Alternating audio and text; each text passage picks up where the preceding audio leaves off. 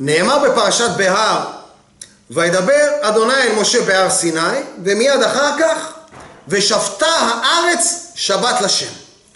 נשאלת השאלה, מה העניין של השמיטה אצל הר סיני? והחידה הקדוש כתב, זיכרונו לברכה, שמצוות שמיטה היא יסוד להר סיני. כלומר, לקיום כל התורה והמצוות. מה העניין? כבר לימדונו רבותינו שעיקר טעם מצוות השמיטה הוא לחזק ולהשריש את מצוות האמונה והביטחון בקדוש ברוך הוא. כי כאשר ישבות האדם מעבודת האדמה, הוא יווכח לדעת ולהבין כי לא כוחותיו ועמלו מביאים את פרנסתו, אלא הכל מידי שמיים מהשם יתברך שמו. וכך גם כותב הכלי יקר, וזה תוכן דברו. כי חשש הקדוש ברוך הוא בין בבואם כלל ישראל אל הארץ יתעסקו בעבודת האדמה על המנהג הטבעי. הם ישכחו את השם ויסירו ביטחונם ממנו, ויחשבו כי כוחם ועוצם ידם עשה להם את החיל הזה. על כן הוציאם השם יתברך שמו לגמרי מן המנהג הטבעי.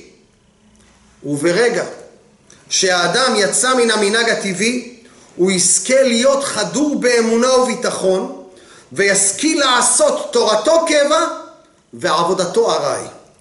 וידועים דברי הרב שר זיכרונו לברכה, שהוא מעולם לא ראה אדם שעזב את הכולל, את הישיבה, משום שאין לו מה לאכול היום, שהמקרר היום ריק, אלא כי הוא מפחד שמחר לא יהיה לו מה לאכול. צנצנת המן לא הונחה בשום לשכה או מקום בבית המקדש, אלא בקודש הקודשים, ליד לוחות הברית, לפני השם יתברך שמו. למה? הסביר הרבנו בחיי שהדבר בא ללמד שמזונם של תלמידי חכמים הוא משולחן המלך. אדם שעוסק בתורה הוא בן משפחה קרוב של המלך הקדוש ברוך הוא, וחייו מתנהלים שונה מחיי אחרים. הוא מצוי מעל לדרך הטבע.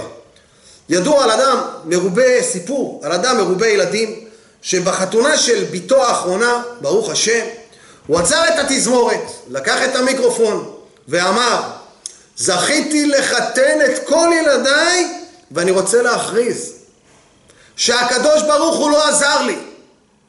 דממה הסתררה בעולם. אנשים חשבו, וואי, הוא שתה יותר מדי, מה הוא מדבר?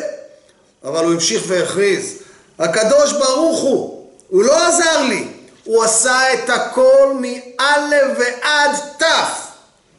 ולכן השמיטה מוזכרת בהר סיני, שמבלי ביטחון מוחלט בקדוש ברוך הוא, אין ביכולתנו לקיים באמת ובתמים את התורה הקדושה כראוי, באמונה וביטחון מוחלטים, שהכל בידי שמיים, חוץ מיראת שמיים. נחת רוח כלל ישראל, פרשת בהר.